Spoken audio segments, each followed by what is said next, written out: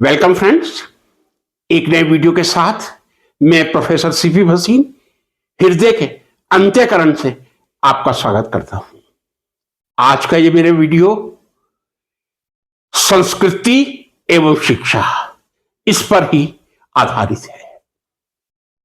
यदि कोई ये प्रश्न करे संस्कृति बड़ी या शिक्षा, आप इसका क्या उत्तर देंगे?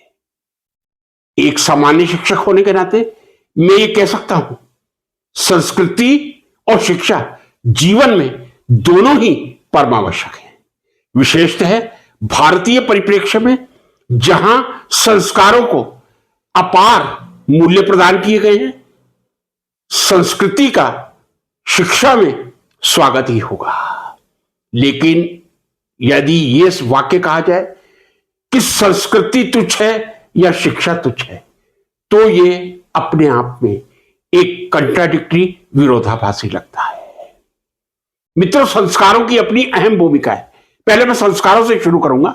भारतीय भूमि पर जब भी शिक्षा की बात की जाएगी, संस्कारों से प्रारंभ की जाएगी। ऐसी शिक्षा जो हमें संस्कार में बनाती है, वो शिक्षा मानव के जीवन का सर्वांगीण विकास कर मानव को उन्नति की पराकाष्ठा पर ले जाती है। प्रश्न उठता है, संस्कारों की परिभाषा क्या है? संस्कारों का निर्धारण किस तरह किया जा सकता है? शिक्षा का निर्धारण किस तरह किया जा सकता है? यह मैं शुरू में स्पष्ट कर दूं, जरूरी नहीं है कि एक पीएचडी व्यक्ति या 30 पीएचडी व्यक्ति करवाने वाला व्यक्ति ज्ञानी ही होगा, लेकिन एक मापदंड शिक्षा का है। जी हां, है। आपने यूजी किया है, पीजी किया है, पीएचडी किया है, आगे लेक्चरर बनने के बाद कितने पीएचडी गाइड किए हैं, प्रोफेसर बनने के बाद कितने पीएचडी गाइड किए, कितने रिसर्च पेपर पब्लिश किए हैं। या स्कूली स्तर पर यदि आप शिक्षक बने हैं, आपने टीचर्स एलिजिबिलिटी टेस्ट पास किया है, तभी आप स्कूल में प्रवेश कर सकते हैं। टीचर्स एप्टीट्यूड टेस्ट पास किया है, तभी आप 11th 12th या 9th 10th में टीचर बन सकते हैं और किसी स्कूल के प्रिंसिपल बन सकते हैं। एक पैमाना है शिक्षा का। अब मैं आपसे पूछता हूं, मैं संस्कारों में बहुत अधिक विश्वास रखता हूं, लेकिन संस्कारों का पैमाना क्या है? आप किसको संस्कार कहेंगे? क्या यदि कोई बच्चा सुबह उठकर माता पिता की चरण वंदना करता है, यह उसका संस्कार है या नहीं? बिल्कुल है। कोई व्यक्ति यदि अपने कार्यस्थल पर जाने से पहले परमपिता परमात्मा के आगे हाथ जोड़ता है, यह संस्कार है या नहीं? बिल्कुल है। यानी जहां भी सकारात्मकता है, वहां संस्कार होंगे। अब मैं जरा दूसरे बिंदु पर आ रहा हूं। मैं सुबह माता पिता के चरण स्पर्श कर लेता हूं और स्कूल या कॉलेज में जब पढ़ने जाता हूं, दारू की महफिल जमा लेता हूं, सिगरेटों के छल्ले छोड़ता हूं और भी ना जाने कितने अनैतिक कार्य कर लेता हूं। लेकिन माता पिता की दृष्टि में मैं बहुत बड़ा संस्कारी हूं, क्योंकि मैंने उनके चरण स्पर्श किए हैं। क्या आप इसको संस्कार कहेंगे? माता पिता के चरण स्पर्श करके या परमात्मा के आगे हाथ जोड़ के कार्यस्थल पर जाने के बाद आप किस तरह के कृत्य करते हैं? चाहे व्यापार हो या नौकरी हो। क्या नौकरी में आप अपने कर्तव्य का पूरे कर्तव्य निष्ठा से पालन करते हैं?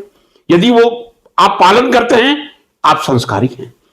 आप यदि मंदिर में 2 घंटे पूजा करने के बाद भी अपने ऑफिस में 10 से 5 के कार्य को 2 घंटे भी नहीं समर्पित करते, तो आप संस्कारी कहलाएंगे। मैं अपना उदाहरण दे रहा हूं। हमारे टाइम में विद्यालय में एक दिन भी बिना किसी कारण के बंक करना या स्कूल ना जाना एक अपराध माना जाता था। कृपया यह बात सुनिश्चित कर लें, एक अपराध माना जाता था। और जिसकी 100% अटेंडेंस होती थी, उसको एक सर्टिफिकेट मिला करता था। मैं अपनी व्यक्तिगत धारणा बता दूं, मैंने एमएससी तक किसी भी कक्षा में कभी भी ट्यूशन नहीं लिया। हो सकता है कोई विषय मुझे भी बहुत कठिन लगता हो, लेकिन उस कठिन विषय को मैं अतिरिक्त अपनी मेहनत करके ज्ञान प्राप्त करने का प्रयास करता था। मेरी दृष्टि से यदि मैं नियमित स्कूल जा रहा हूं, ट्यूशन करना भी संस्कारहीनता है। यह मेरा विचार है। मैं मानता था जब मैं तरुण अवस्था में था, 15, 16, 17 साल, कि यदि मैं नियमित स्कूल जा रहा हूं और मैं ट्यूशन लूं तो वो एक संस्कारहीनता होगी। क्या पैमाना है संस्कार का, मुझे आप ये बताइए। अब थोड़ा सा आगे बढ़े, राष्ट्र और समाज की तरफ बढ़े। क्या हमारा यही संस्कार है कि हम धर्म के नाम पर वोट मांगते रहें? क्या एक विशेष पार्टी के प्रति समर्पित होना ही संस्कारित होना है? क्या दूसरी जितनी पार्टियां हैं, जितने दल हैं, वो संस्कार विहीन है? हो सकता है मेरा भारतीय जनता पार्टी में विश्वास ना हो, लेकिन संस्कार युक्त जीवन जीना यह मेरे जीवन की एक तपस्या है। क्या मंदिर में रोज जाना यही संस्कार है? यदि आप जाते हैं, बहुत अच्छा करते हैं। आज के समय में 21वीं शताब्दी में ज्ञान की शताब्दी है। नॉलेज सेंचुरी है, this is century of knowledge. ज्ञान के बिना, शिक्षा के बिना आप रह नहीं सकते। आप धार्मिक ज्ञान प्राप्त कीजिए, गीता पढ़िए, रामायण पढ़िए, कुरान पढ़िए, आप गुरु ग्रंथ साहब जरूर पढ़िए, वो आपके ज्ञान में निश्चित रूप से वृद्धि करेगा। क्या औपचारिक शिक्षा ग्रहण करना आज के समय में आवश्यक है या नहीं है? ये एक प्रश्नवाचक चिन्ह लगाता है। मैं समझता हूं शिक्षा का समुचित रूप से ग्रहण करना और अपने जीवन का विकास करके एक लक्ष्य को प्राप्त करना, यही जीवन का सबसे बड़ा संस्कार है। या मैं कह दूं, शिक्षा जीवन का सबसे बड़ा संस्कार है। यह कहने में मुझे कोई अतिशयोक्ति का अनुभव नहीं हो रहा है। पिछले कुछ दिनों से पूरे विश्व में नोबेल पुरस्कारों की चर्चा हो रही है, क्योंकि नोबेल पुरस्कार घोषित किए गए हैं। पिछले 3 दिनों से एक पिक बहुत ज्यादा वायरल हो रहा है, और वो वायरल होना भी चाहिए। कैलिफोर्निया विश्वविद्यालय ने एक सप्ताह में 5 नोबेल पुरस्कार प्राप्त किए। क्या वहां की शिक्षा, जिसने कैलिफोर्निया विश्वविद्यालय में एक सप्ताह में 5 नोबेल पुरस्कार वहां के वैज्ञानिकों ने, शिक्षकों ने प्राप्त करके जो ज्ञान का प्रतिबिंब प्रस्तुत किया है, क्या वो सराहनीय है या नहीं?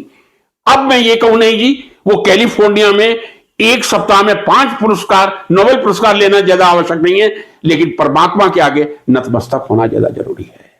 कर्मण्यवादी का रस्ते मां फलेषु कदाचन, ये मेरी गीता का ही ज्ञान है। इसलिए कृपया इन दोनों की तुलना ना करें।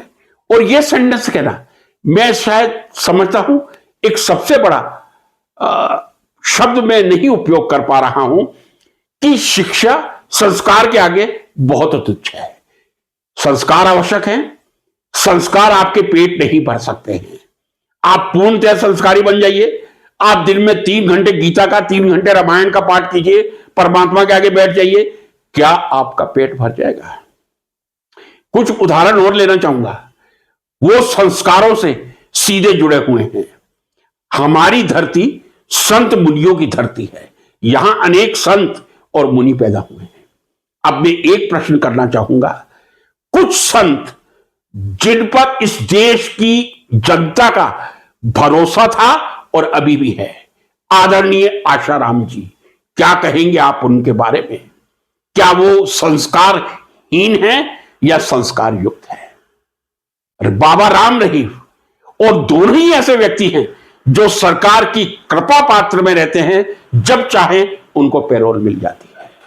कुछ दिनों पहले आगरा में एक कोई जो कॉलेज चलाते थे, मैं नाम नहीं याद कर पा रहा हूं, बहुत चर्चित हैं, अभी भी चर्चित हैं, 19 छात्राओं के साथ उन्होंने शोषण 19 छात्राओं का किया था। क्या आप उसको संस्कृति कहेंगे? इसलिए मैं कह रहा हूं, संस्कृति का कोई मापदंड नहीं है। संस्कृति आशाराम की भी है, राम रहीम की भी है, और वो आगरा में जो होटल में पकड़े गए संत हैं, जो एक इंस्टीट्यूट चलाते हैं, उनकी भी वो संस्कृति है। संस्कृति की परिभाषा बहुत व्यापक है। परिभाषा व्यापक हो सकती है, लेकिन क्या संस्कृति को ही मूल आधार मानकर शिक्षा की उपेक्षा करना, शिक्षा को तुच्छ कहना, क्या ये हमारे देश के विकास में बाधक होगा या देश के विकास में साधक होगा? शिक्षा भी जरूरी है, संस्कार भी जरूरी है, लेकिन ये कहने में भी मुझे कोई अतिशयोक्ति नहीं।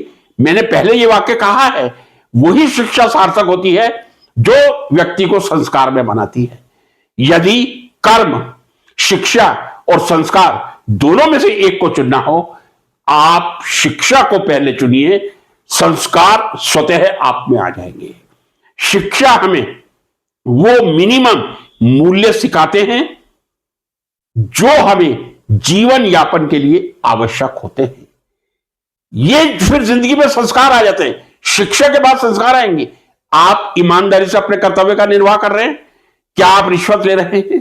क्या आप ईमानदारी से टैक्स पे कर रहे हैं? क्या आप 10% जो जीएसटी कम हुआ है उसका लाभ जनता को पहुंचा रहे हैं? यह संस्कारों की श्रेणी में आ जाता है।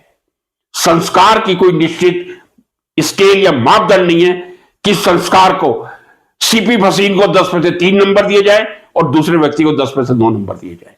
शिक्षा, संस्कार एक दूसरे के पूरक हैं। कृपया दोनों को तुलना करके किसी की महत्ता को कम करने का प्रयास ना करें।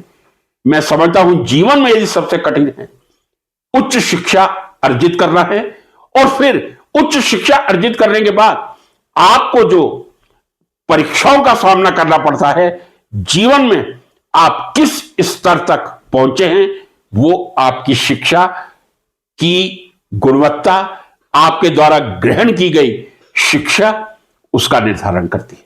कृपया दोनों को एक दूसरे से तुलना करने का हम प्रयास ना करें। इसी निवेदन के साथ ये वीडियो आपके सामने रख रहा हूं। नमस्कार।